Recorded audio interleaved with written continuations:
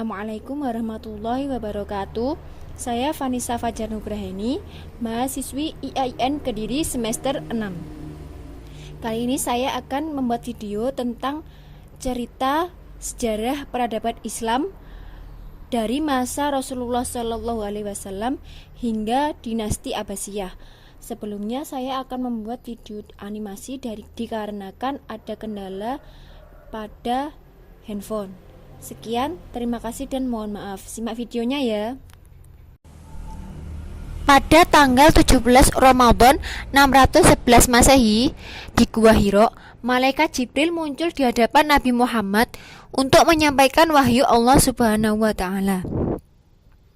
Nabi diperintahkan untuk menyeru manusia kepada satu agama, yaitu Islam.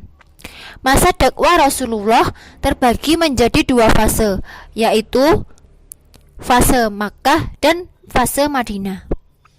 Pada fase Makkah, kebijakan dakwah Rasulullah adalah dengan menonjolkan kepemimpinan dengan menonjolkan aspek-aspek keteladanannya.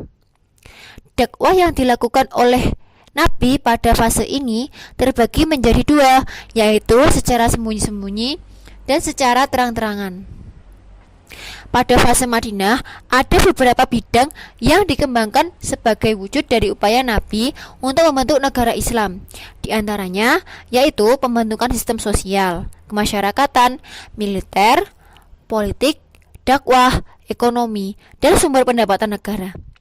Pada fase ini, Islam menjadi agama yang sangat berkembang, dengan visi misi yang satu, yaitu menjadi negara Islamiyah dengan berpedoman Al-Quran dan Sunnah Nabi.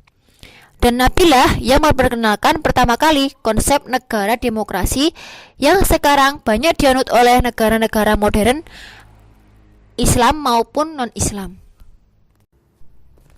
Selanjutnya, perkembangan peradaban Islam pada masa Khulafaur Rasyidin.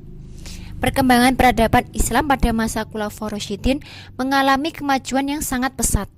Hal tersebut ditandai dengan pembangunan di berbagai bidang, misalnya perluasan wilayah kekuasaan, pertahanan militer, pembangunan armada angkatan laut, pembentukan lembaga Baitul Mal, pembangunan sarana ibadah, pembukuan Al-Quran, pengembangan ilmu pengetahuan, dan lain-lain. Umat Islam betul-betul masih berpegang kepada tali agama Allah yang lurus. Dalam artian, ajaran Islam dijadikan sebagai dasar negara. Apa yang diperintahkan oleh Allah dan agama diyakini sebagai kebenaran mutlak, dan mereka tidak ragu terhadap ajaran Islam itu sendiri. Amirul Mukminin sebagai pelopor secara langsung daripada penegakan syariat Islam itu. Ajaran Islam menjadi ruh daripada perjuangan mereka. Di samping perkembangan peradaban Islam yang sangat pesat, pada masa Khulafaur Rasyidin juga terdapat banyak hambatan, yaitu munculnya nabi-nabi palsu setelah pasca meninggalnya Rasulullah. Dua, munculnya kelompok-kelompok pemberontakan, baik dari luar Islam, terlebih dari dalam Islam itu sendiri. Terjadinya perpecahan kaum muslimin yang dipicu oleh kelompok-kelompok tertentu yang berkeinginan menduduki posisi kekhalifahan. Akhirnya orang-orang saling membunuh antara satu dengan yang lainnya, dan salah satu tokoh yang terkenal berambisi merebut kekuasaan adalah Muawiyah dan Zubair, dan masih banyak lagi yang lainnya yang berambisi untuk menjadi khalifah. Kepada Muawiyah yang sangat berambisi menjadi pemimpin kaum muslimin, dengan penyerahan kekuasaan itu maka berlakilah pemerintahan Khulafaur Rasyidin.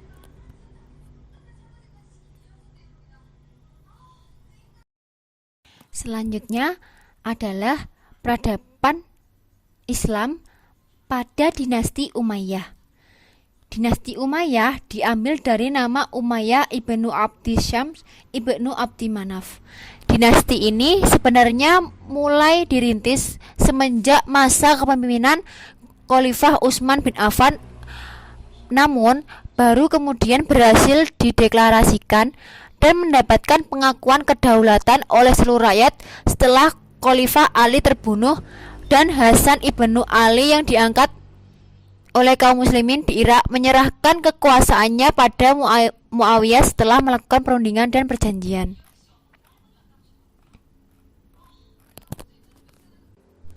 Bersatunya umat muslim dalam satu kepemimpinan pada masa itu disebut dengan tahun jamaah atau Am al-Jamaah. Pada tahun 400 Hijriah atau 661 Masehi. Sistem pemerintahan dinasti Bani Umayyah diadopsi dari kerangka pemerintahan Persia dan Bizantium, di mana ia menghapus sistem tradisional yang cenderung pada kesukuan. Pemilihan khalifah dilakukan dengan sistem turun-temurun atau kerajaan. Hal ini dimulai oleh Umayyah ketika menunjuk anaknya Yazid untuk meneruskan pemerintahan yang dipimpinnya pada tahun 679 Masehi. Selain semakin luasnya kekuasaan Islam, pada masa kekuatan Umayyah yang hampir satu abad itu juga mencapai banyak kemajuan lainnya. Di antaranya adalah 1. Membangun pos-pos serta menyediakan kelengkapan peralatannya. 2. Membangun jalan raya. 3. Mencetak mata uang. 4. Membangun panti asuhan. 5. Membangun gedung pemerintahan. 6. Membangun masjid. 7. Membangun rumah sakit. 8. Membangun sekolah studi kedokteran. Kemunduran dan kehancuran dinasti Umayyah disebabkan oleh banyak faktor. Di antaranya adalah perebutan kekuasaan antara keluarga kerajaan, konflik berkepanjangan dengan golongan oposisi Syiah dan Khawarij, pertentangan etnis suku Arab Utara dan suku Arab Selatan, dan ketidakcakapan para khalifah dalam memimpin pemerintahan dalam kecenderungan mereka yang hidup mewah. Penggulingan oleh Bani Abbas yang didukung penuh oleh Bani Hashim, kaum Syiah, dan golongan Mawali. Selain itu, pembunuhan yang dilakukan oleh Yazid ibnu Muawiyah terhadap Al-Husain, cucu Rasulullah, juga dianggap penyebab salah satu faktor keruntuhan dinasti Bani Umayyah. Akhirnya pada tahun 750 Masehi, Daulat Umayyah digulingkan Bani Abbasiyah yang bersekutu dengan Abu Muslim Al-Khurasani.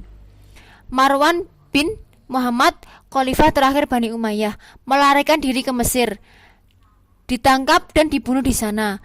Dan dengan terbunuhnya Marwan bin Muhammad, maka berakhirlah masa kekhalifahan dinasti Bani Umayyah.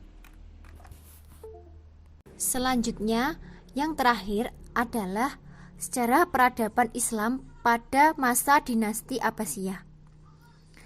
Tonggak berdirinya dinasti Abbas berawal sejak merapuhnya sistem internal dan performance penguasa Bani Umayyah yang berujung pada keruntuhan dinasti Umayyah di Damaskus. Maka upaya untuk menggantikan dalam memimpin umat Islam adalah dari kalangan Bani Abbasiyah.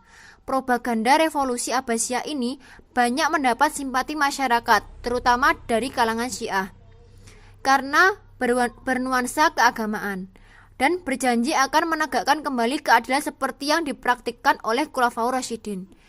Pada zaman Abbasiyah, konsep kekhalifahan berkembang sebagai sistem politik. Menurut pandangan para pemimpin Bani Abbasiyah, kedaulatan yang ada pada pemerintahan khalifah adalah berasal dari Allah, bukan dari rakyat sebagaimana diaplikasikan oleh Abu Bakar dan Umar pada zaman Khulafaur Rasyidin. Pada masa pemerintahan Daulah Abbasiyah, khususnya pada masa kekhalifahan Harun ar-Rasyid dan putranya Al-Ma'mun, adalah masa keemasan ilmu pengetahuan dan kebudayaan dalam dunia Islam. Pada masa ini, umat Islam telah memberikan kebebasan bagi berperangnya akal dan pikiran untuk kemajuan manusia saat itu. Pada masa kekhalifahan ini, hasil pemikiran manusia dan para ahli ilmu dari berbagai bangsa di dunia yang saat itu berkembang saling melengkapi dan menambah kemajuan ilmu pengetahuan dalam dunia Islam. Penyebab kemunduran Bani Umayyah dikelompokkan menjadi dua faktor, yakni faktor intern dan faktor ekstern. Di antaranya faktor intern ialah daya persaingan tidak sehat antara beberapa bangsa yang terhimpun dalam Daulah Abbasiyah, terutama Arab, Persia, dan Turki. Faktor ekstern ialah berlangsungnya perang salib yang berkepanjangan dalam beberapa gelombang.